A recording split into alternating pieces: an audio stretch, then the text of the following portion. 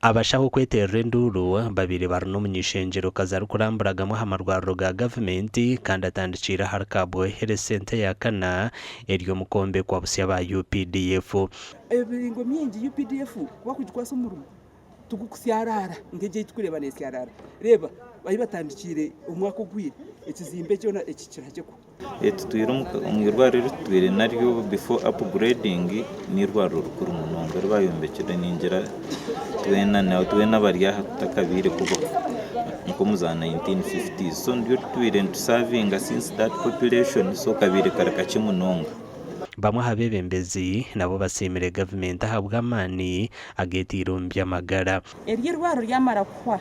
ntwespectinga abarwire bingi kurugoko yona bakijaha kandi hati kiriyo nekora nka health center tu konkantu shababa heza kuryigura bakaryigura je bakatwereza abashaho staffing level zitu turi ya 28%, so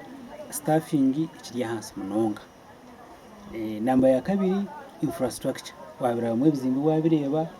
abashahoti niho kurara bizimbe bimwe nibikondogoza kabwo hehere center ya kane ryo mukombekwa ebarirweho kumaraho buhumba mushanjuwo kandi niye rwija kutebwa hidara rya district hospital ya Marakwa nabo cyo nsiba government kandi tushaba ngo yongeremo akasente akarachereze cyo omugandi eminyeto kwetororo mu ruhwejiyo na izoba rya nyumwa bazyo batongwize h'ikibina cya Bwejo district NRM chapter ngo muringo gumogo kusima president Museveni ahabwe byabakorire no koreka ngo baza kumahagire ngo 2026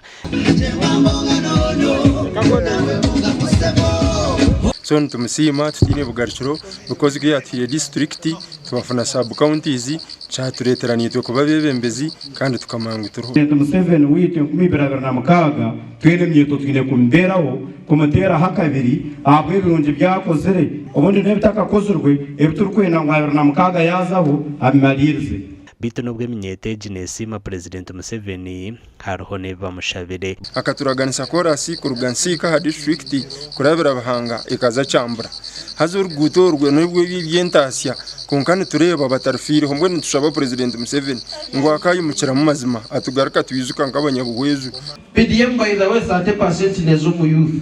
konkano shage myete tak participating amnonga